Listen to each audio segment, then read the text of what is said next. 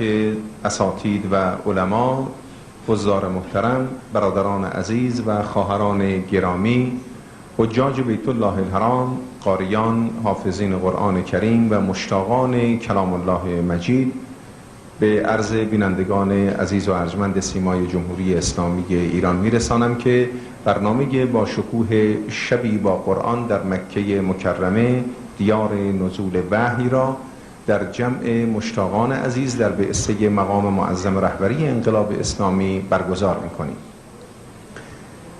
امسال در بین میهمانان عالی قدر قرآنی این بعثه نورانی یکی از ارزنده ترین قاریان و حافظان قرآن کریم نیز حضور دارد.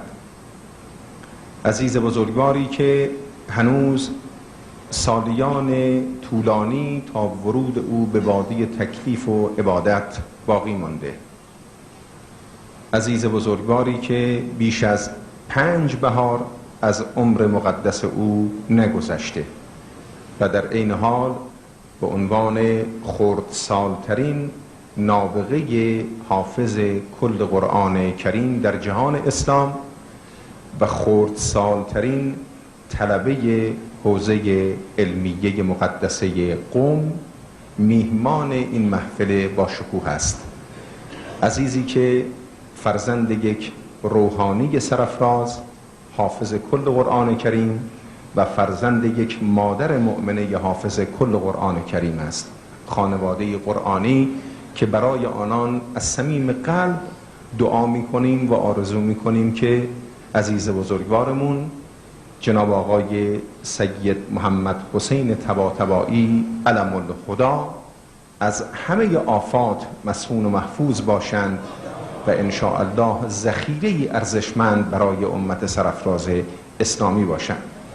از محضر مقدس این عزیز بزرگوار خردسالی که همه آیات قرآن کریم را با همه مفاهیم آن و مجلدات اصول کافی، احادیث ارزنده اهل بیت علیهم السلام را در سینه بظاهر کوچک خود به عنوان یک مخزن و گنجینه ارزشمند دارد و از محضر مقدس والد ارجمند ایشان حضرت حجت الاسلام و المسلمین جناب آقای طباطبایی دعوت میکنم به ما افتخار دهند و به عنوان میهمانان ویژه این محفل قرآنی دقایقی از محضر مقدسشون بهره مند شویم. برای سلامتی این خانواده مقدس قرآنی اجماعاً صلواتی ختم فرمایید.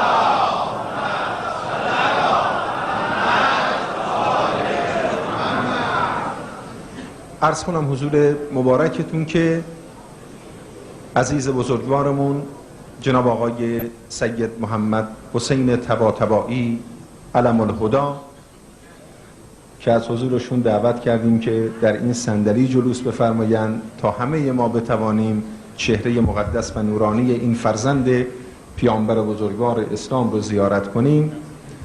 با پدر بزرگوارشون در این محفل حضور دارن.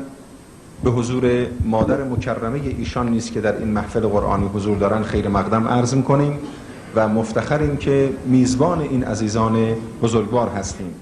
بحث اینجاست که سید محمد حسین عزیز تنها حافظ قرآن کریم نیست، بلکه در تمامی شؤون زندگی با قرآن تکلم می کند. به همه مفاهیم قرآن به حمدالله و المنه آشناست. مجموعه احادیث اصول کافی را از حفظ است. گلستان سعدی، اشعار مرحوم محتشم کاشانی و بسیاری از متون ارزنده دیگر را از حفظ دارد. من تقاضا میکنم از حضور پدر بزرگوار و ارجمند ایشان که محبت بفرمایند مختصری در ارتباط با این آقازاده عزیز و نورانی خودشون برای شما عاشقان قرآن کریم و شما بینندگان عزیز و ارجمند سیمای جمهوری اسلامی ایران سخن فرمایند. اعوذ بالله من الشیطان الرجیم. بسم الله الرحمن الرحیم. الحمد لله رب العالمین. صلی الله علی سیدنا و نبینا ابی القاسم محمد و آله الطاهرین الطاهرین.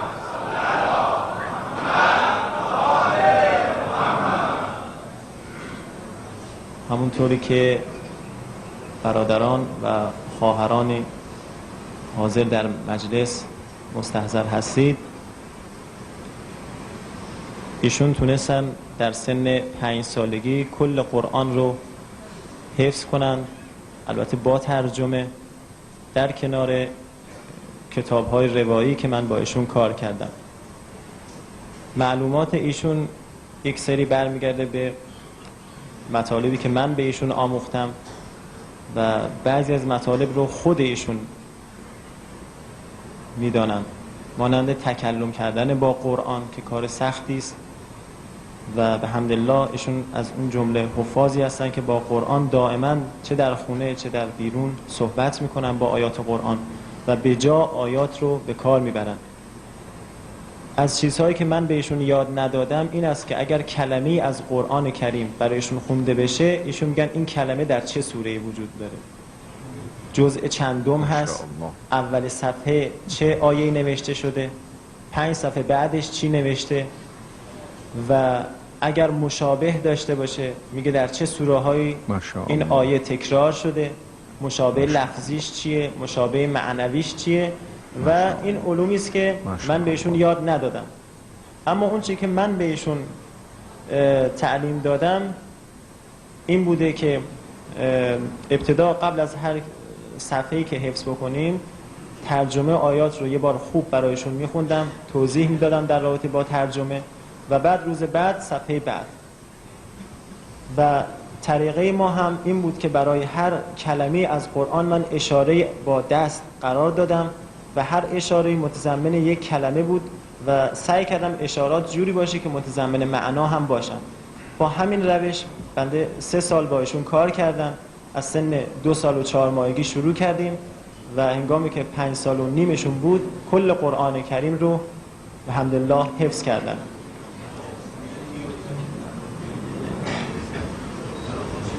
برادران عزیز میتونن اینطوری سوال بکنن از ایشون، آیه رو تلاوت کنن، بگن این در ایشون میفهمن که در چه سوره‌ای هست، در چه جزئی هست، صفحه چندم سوره هست، ابتدای صفحه چی نوشته و صفحات بعدش هم حتی میتونن بگن یا این کلمه در چه سوره‌ای یا این جمله در چه سوره‌ای. و اگر معنی آیه خونده بشه ایشون آیه‌شو میخونن، یعنی شما ترجمه فارسیشو میخونید و ایشون آیه‌شو میخونن.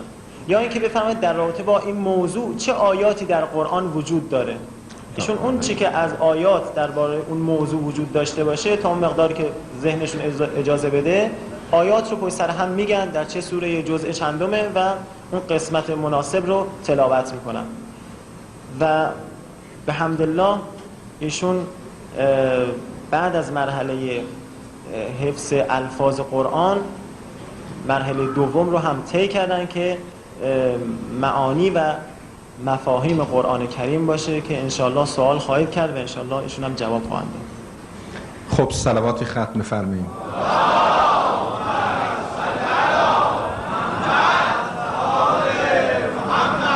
خدا رو شاکر هستیم که چنین گوهر درخشان و ارزشمندی رو در بین عاشقان قرآن و ولایت قرار داده.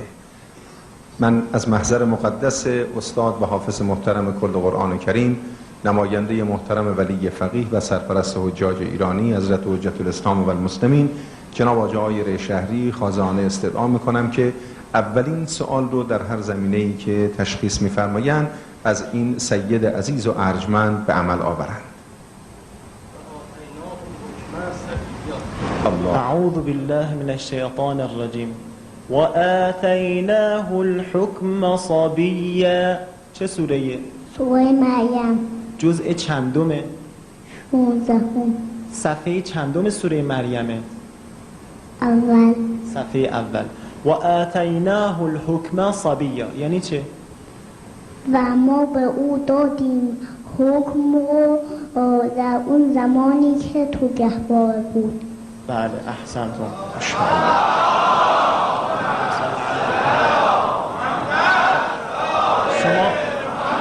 شما چند آیه بعد از این رو تلاوت کنید. اعوذ بالله من الشیطان الرجیم و آتیناه الحکم. بسم الله الرحمن الرحیم و آتیناه وآتيناه الحكم صبيا وحنانا من لدنا وزكاة وكان تقيا وبرا بوالديه ولم يكن جبارا عصيا وسلام عليه يوم ولد ويوم يموت ويوم يبعث حيا. احسنتم، بارک الله فیک. احسنتم.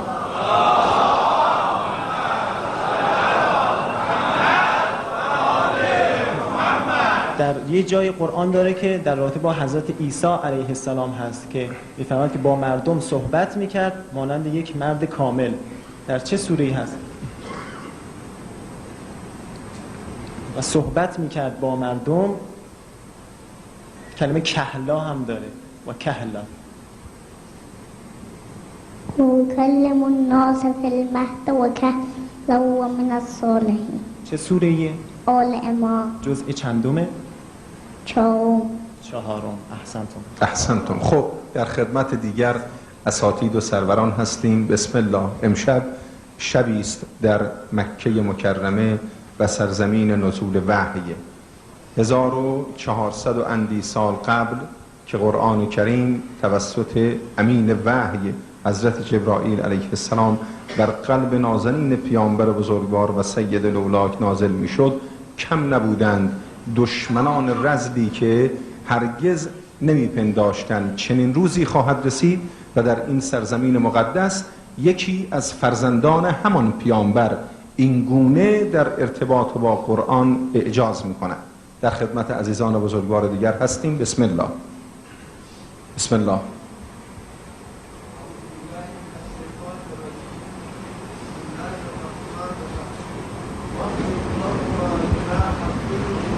واخفض لهما جناح الذل من الرحمه. چه سوره؟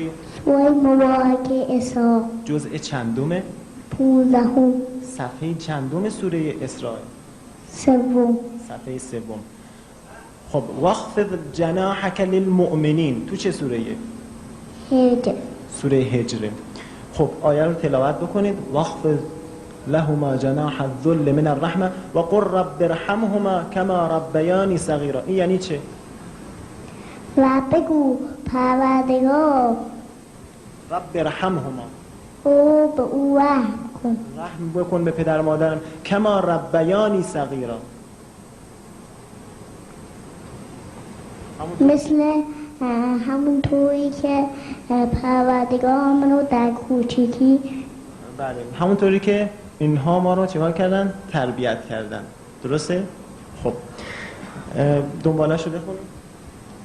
بسم الله الرحمن الرحیم واخفض لهما جناح الذل من رحمة وقل رب ارحمهم كما ربياني صغيرا نحن أعلم بما في نفوسكم إن تكونوا للصالحين فإنه كان أوابين غفورا وآت ذا القربى حقه والمسكين وابن السبيل لا تبذر تبذیرا. ولا تبذر تبذیرا یعنی چه؟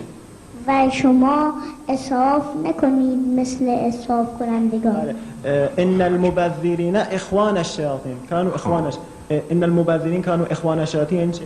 به درستی که اسرافگاران می باشند برادران شیطان. احسنت. ماشاءالله. صلواتی ختم می‌کنم.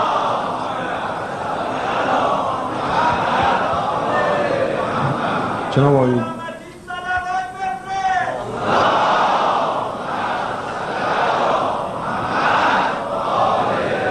من از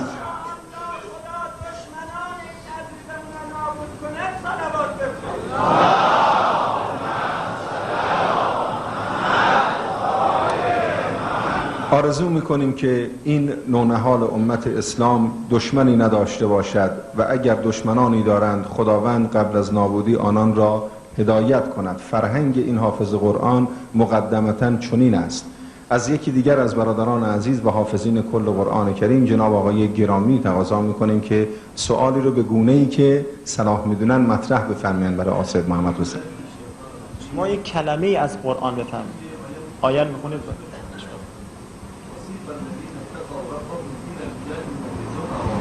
وسیق الذین اتقوا ربهم الی الجنة زمرا. چه سوره؟ سوره زمر. جزء چندمه؟ 24. صفحه چندم سوره زمره؟ 8. زمرا یعنی چه؟ گوه. چی؟ گوه. بله، میبرن افرادی رو که متقی هستن الی الجنة زمرا، گروه. خب وسیق الذین اتقوا. وسیق الذین اتقوا ربهم الی الجنة زمرا حتی اذا جاءوها وفتحت ابوابها وقالت سلام علیکم طبتم فادخلوها خالدین. احسنتم. خب صبی در چه جاهایی کلمه صبی وارد شده؟ صبیه یکیش که همین سوره مریم بود. دیگه کجا داریم که صبی؟ داریم جایی که معنی صبی باشه. کلمه صبی. قالوا کیف نکلم کان فی المهد صبیا. بله. قالوا کیف نکلم من کان فی المهد صبیا یعنی چه؟ گفتن ما چگونه با حرف بزنیم با یه بچه کوچولویی که در گهواره هست. الله اکبر. سلاماتی ختم فرمایید.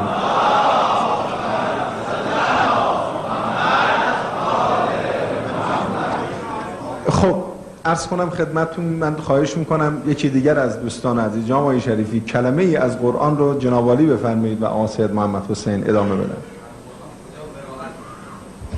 براءت در چه سوره اومده؟ توبه. سوره توبه اومده. آیه مربوطه رو تلاوت می‌فرمایید. در رابطه با بریئون، کلمه بریئون در کدوم سوره اومده؟ یا براء در چه سوره اومده؟ براء منکم بدا بیننا و بین ممتحنه. سوره ممتحنه. صلواتی ختم فرمایید.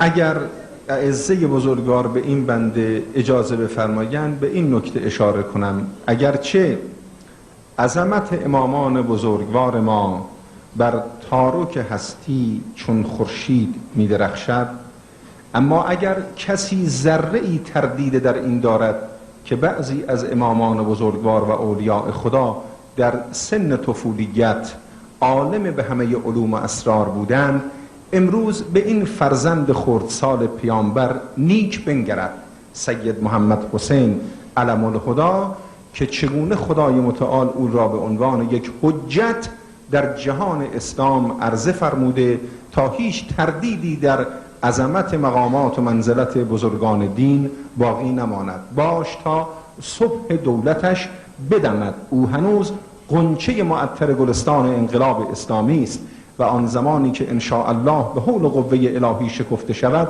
خواهیم دید که چگونه تشنگان حقیقت قرآن را سیراب خواهد کرد.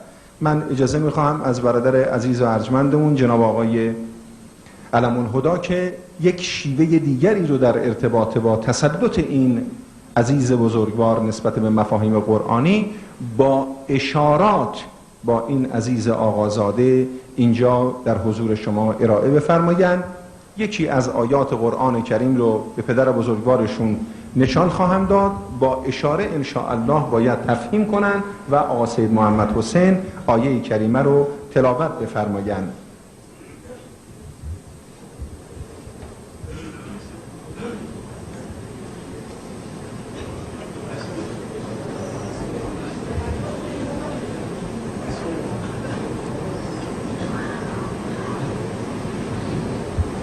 قال یا بنی لا تدخلوا من باب الله. الله اکبر. این اشاره کردن مربوط به چه آیه‌ای بود؟ در کجای قرآن هست؟ یوسف. سوره یوسف. احسنت. خب تأمل بفرمایید. یک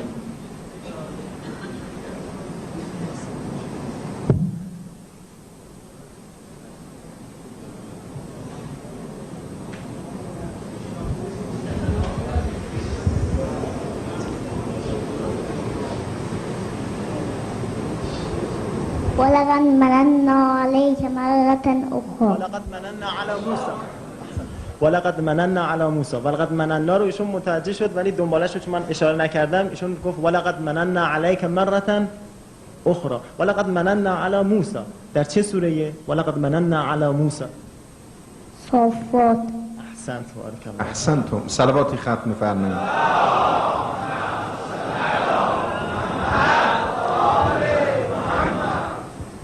خب عرض کنم خدمتون باز هم در خدمت عزیزان به خصوص میهمانان عزیز و ارزشمندی که در این محفل حضور دارن هستیم. اگر سوالاتی هست ترجمه یکی از آیات کریمه قرآن رو یا قسمتی از اون ترجمه رو یکی از برادران بفرمایند تا آقا سید محمد حسین آیه کریمه رو تلاوت بفرمایند. بفرمایید. بسم الله. فارسیشو بگید ایشون عربیشو بگید. مشکله چون ایشون به حمدالله عنایت دارن ترجمه قرآن شوخی نیست. اگر آقایون ترجمه یه آیه یک قسمتی ترجمه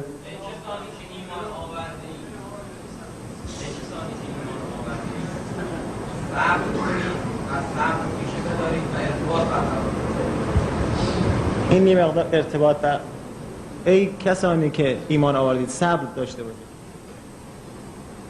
یا ایها الذین آمنوا اصبروا وصابروا ورابطوا.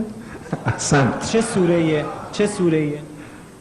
آخر سوره چیه؟ آل عمران. احسنتم بارک الله. احسنتم. خب جامعیان بسم الله.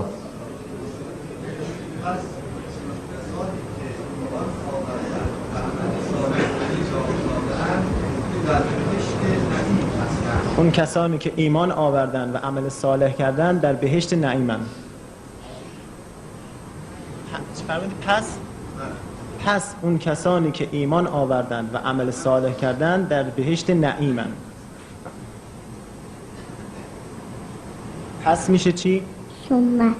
بله بخونید. بله اون کسانی که ایمان آوردن بخون عمل صالح کردن فالذین آمنوا فالذین آمنوا و عملوا الصالحات فی جنات النعیم. بله چه سوره این؟ چون ایشون کلمه پس رو ثم گرفته بودن یه مقدار توی تطبیق با آیه ایشون کلمه فا به کار بردن به معنای پس. این در چه سوره بود؟ فالذین آمنوا و عملوا الصالحات فی جنات النعیم.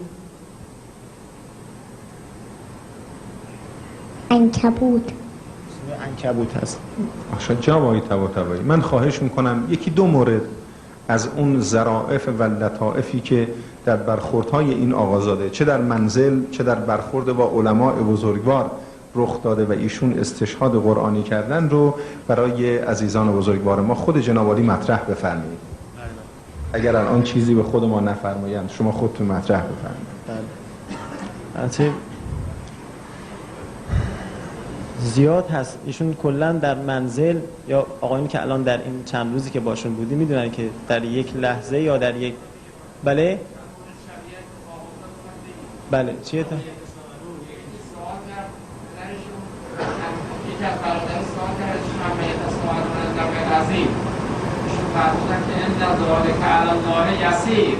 الله بله توجه به این جواب میخواد بگه یعنی برقراری قیامت بر خداوند کار آسانیه. این با عنایت این جواب داده که سوال شدنشون انبیاء تا سوال من نبر عظیمشون در جواب فرمود که ان ذالک علی الله یسیر. باباشون فرمود که مثلا به من گفتید در ایشون دعا کنید. من گفتم که ایشون باید در حق ما دعا کنید که خداوند ما توفیق دعا بده.